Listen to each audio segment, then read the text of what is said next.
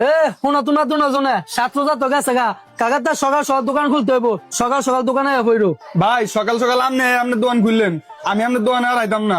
আমি আরেক জায়গায় একটা চাকরি লইছি। আরেক জায়গায় চাকরি লইছ মানে? ফার্স্ট হয়েছে সুপার শপ হয়েছে না, ওই জায়গায় আমার ডাবল বেতন আছে। কালকে তো আমি হেন চাকরি করবো। কি রে সুজন, তুই মোর নিমো খারাপ হইলি কবেরতে? তুই কি ভুলে গেছস যখন তুই কোনো জায়গায় চাকরি বাকরি পাস নাই তখন এই মা জনে তোর এই দোকানে চাকরি দিছে, তোর 2 বেলা ভাত খাওয়ার ব্যবস্থা করে দিছে, আর আজকে তোরে একজনে ডাবল বেতন অফার করছে, তুই এই দোকানে যাবি গা? তুই এত বড় অকৃতজ্ঞ বেটা? থাক সৎ ভাই ওরা আর কিছু করো না গা, ওর যদি কাজ করতে মন না চায় ও জাগা।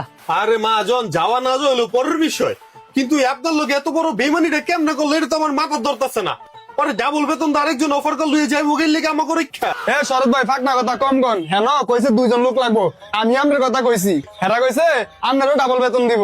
এ বেটা সুজন তোর কি মনে হয় সৎ ভাই কি তোর মতো অকৃতজ্ঞ রে? তোর ডাবল বেতন দিয়া সুপার সবাই কিনা লাইছে কি সৎ ভাইরে কিনা লাইতে পারবো? কিনা লাই তারপর মানে মহাজন আমি রীতিকতা বাদ দেন, আমার তো অলরেডি কিনা লাইছে। সুতরাং তুই খবর দে তোর সুপার শো বলারে, কালকার আমিও জয়েন করবো। বুঝলাম না, সবাই দিয়ে আমার একা তুই যাইতে গা, সবাই দিয়ে তোরা বেইমান।